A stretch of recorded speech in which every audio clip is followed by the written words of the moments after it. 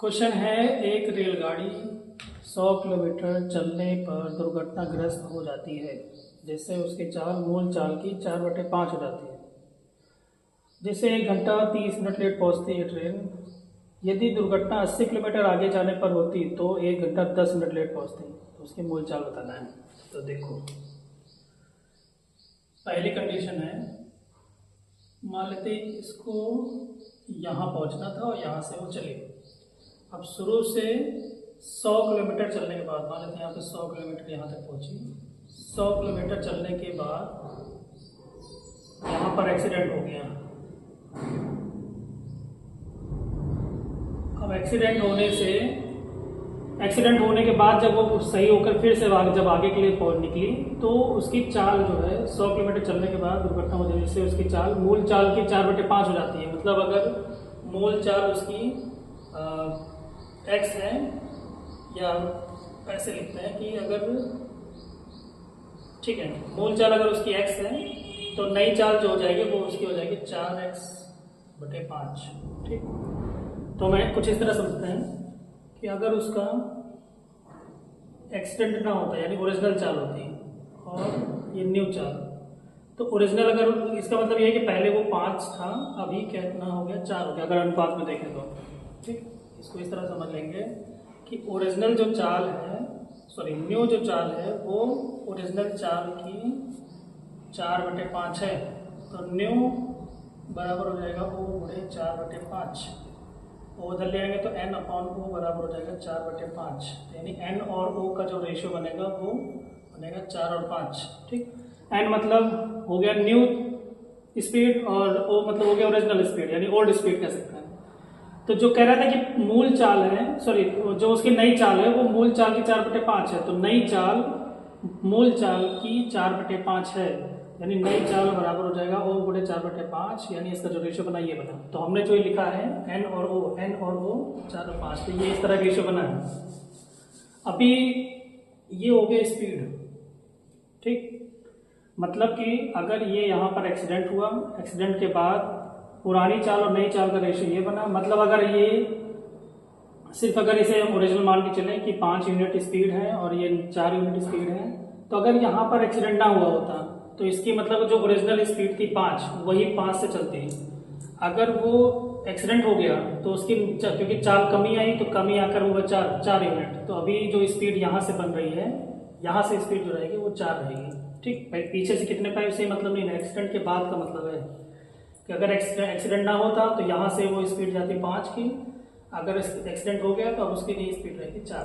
अच्छा, ऐसा करने से वो लेट पहुंची कितना, 1 घंटा 30 मिनट। यानी 1 घंटा 30 मिनट में मतलब 1 घंटा मतलब हो जाएगा 90, मतलब टोटल 90 है, 60 ये 30 ये 90, तो लेट हो गई है 90 मिनट है, ध्यान रखना मिनट में चेंज किया है। अच्छा, एक चीज है कि यहाँ से यहाँ तक की दूरी सेम ही रहेगी, चाहे वो पुराना, अगर एक्सीडेंट ना होता तब भी वही दूरी रहती है, अगर एक्सीडेंट हो गया तब भी दूरी तो सेम ही है। तो जब दूरी समान होती है तो जो समय होता है वो स्पीड का व्युत्क्रमानुपाती होता है, यानी ये हो जाएगा, समय जो हो जाएगा वो 4/5 में हो जाएगा। कहने का मतलब मूल स्पीड होगा, मतलब मूल चाल होगी तो जो इसकी स्पीड होगी वो 5 होगी, समय होगा 4। अगर नई स्पीड है एक्सीडेंट के बाद की, तो अगर स्पीड 4 है तो उसका जो समय लग रहा है वो 5 हो जाएगा। अब क्योंकि ये जो बता रहा है वो ये बता रहा है कि अगर यहाँ पर एक्सीडेंट ना होता तब तो ये ओरिजिनल चाल से चलती, मतलब मूल चाल से चलती। अब जब मूल चाल से चलती तो 5 की चाल से चलती और 4 समय पहुंच जाती। अभी क्योंकि एक्सीडेंट हो गया है तो नई चाल 4 हो गई, यहाँ से यहाँ तक की चाल जो हो जाएगी 4, और समय जो नया लगेगा यहाँ से यहाँ तक वो लगेगा 5। यानी समय तो लगेगा ही ना जब स्पीड कम होगी तो। लेकिन जो लेट हो रहा है वो कितना हो रहा है, 90 मिनट लेट हो रहा है। मतलब कि वो ये नहीं बता रहा 90 मिनट पहुंच रहा है कितना, जितना पहले पहुंचता था उससे 90 मिनट ज़्यादा समय लग गया है। कहने का मतलब कि अच्छा, इसके हिसाब से देखें तो पहले कितना समय लग रहा था, 4, अब कितना समय लग रहा है, 5, यानी 1 ज़्यादा लग रहा है। मतलब कि एक यूनिट लेट चल रहा है, तो हमारा जो 1 यूनिट है वो उस 90 मिनट के बराबर होगा।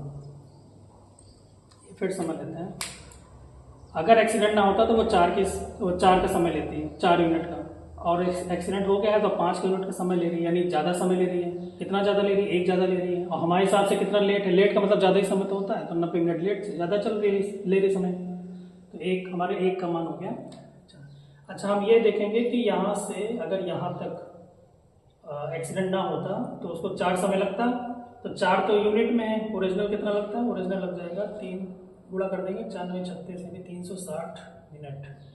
मतलब कि अगर एक्सीडेंट ना हुआ होता तो एक्सीडेंट साइट से डेस्टिनेशन यानी जहाँ तक पहुँचना था वहाँ से वहाँ तक का समय जो है इतना लगता। ये पहली कंडीशन है। हमने क्या किया? समय निकाला है कि अगर एक्सीडेंट ना होता तो यहाँ से यहाँ तक कितना समय लगता। दूसरी कंडीशन, जहाँ से निकली ट्रेन वहीं से निकली है और जाना भी वहीं है, बस जो एक्सीडेंट पहले हुआ था यहाँ पे 100 किलोमीटर पे, वहाँ पे ना होके वो बोल रहा है कि यदि दुर्घटना 80 किलोमीटर आगे जाने पर होती है, मतलब यहाँ से और आगे, यानी यहाँ से मान लेते हैं इतना 80 किलोमीटर है।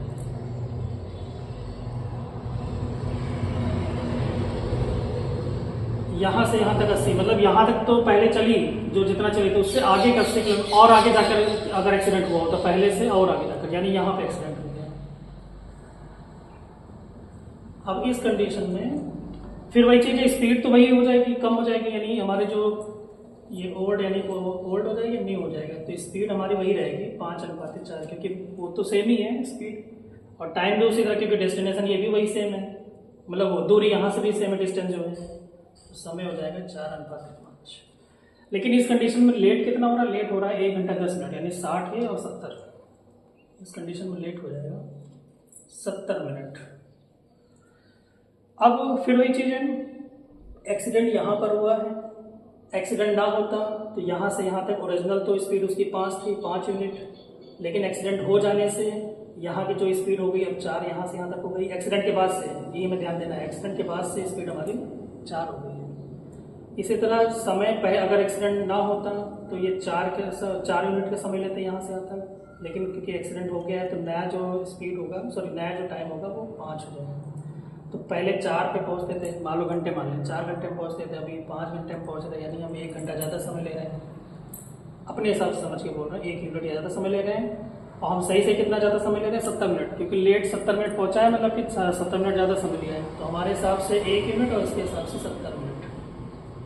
ठीक है, यहाँ भी हम क्या करेंगे, देखेंगे कि अगर एक्सीडेंट ना हुआ होता तो ये एक्सीडेंट साइट से डेस्टिनेशन यानी वहाँ तक पहुँचने में उसको कितना समय लगता जब एक्सीडेंट ना होता। तो अगर एक्सीडेंट ना होता तो 4 समय लेता, एक्सीडेंट हो गया तो 5 समय ले रहा है। तो हमें निकालना है कि एक्सीडेंट ना होता तो कितना समय लेता। तो ये हो जाएगा 4 यानी 7 चौक 28 मिनट, 280 मिनट। अब देखो, यहाँ से यहाँ तक और यहाँ से यहाँ तक, तो दोनों में दूरी समान है ना।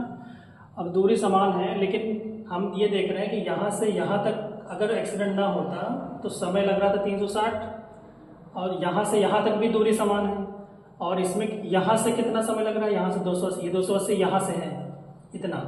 तो अगर टोटल में से इतना माइनस कर देंगे समय, तो इतने में पता चलेगा कि क्योंकि ये तो ओरिजिनल स्पीड वाला था और हम सब ओरिजिनल वाले निकाले हैं। ये ओरिजिनल इसीलिए सब निकाला है क्योंकि हम यहाँ पर जो चल रही है दूरी जो चली है वो ओरिजिनल स्पीड में चल रही है। तो हम देखेंगे यहाँ से यहाँ तक कितना ओरिजिनल समय लगता है? 360 मिनट लगता है। यहाँ से यहाँ तक कितना? 280। तो ये कितना निकलेगा? तो टोटल में से इतना माइनस करेंगे तो इतना निकलेगा। तो ये जो 80 किलोमीटर डिस्टेंस कवर किया है ये हो जाएगा टोटल 360 में से 280 माइनस कर देंगे तो ये हो जाएगा 80 मिनट। यानी इस 80 किलोमीटर को चलने में उसे 80 मिनट का समय लगा। यानी यहाँ के जो टाइम निकल आया वो हो गया 80 मिनट, और डिस्टेंस तो पता ही है तो स्पीड बराबर हो जाएगा डिस्टेंस अपॉन टाइम। स्पीड निकालनी है, डिस्टेंस हमारा हो गया 80, टाइम हो जाएगा 80, क्योंकि ये किलोमीटर में है और ये मिनट में है और हमें लाना है किलोमीटर प्रति घंटे में। तो हम इस समय को मिनट से घंटे में करेंगे तो नीचे 60 से भाग करेंगे तो वो जाकर ऊपर का चला जाएगा। तो 80 से 80 कट के यहाँ आ जाएगा 60 किलोमीटर प्रति घंटा। ये क्वेश्चन टेलीग्राम ग्रुप पे इस पे आए हैं, देख सकते हैं।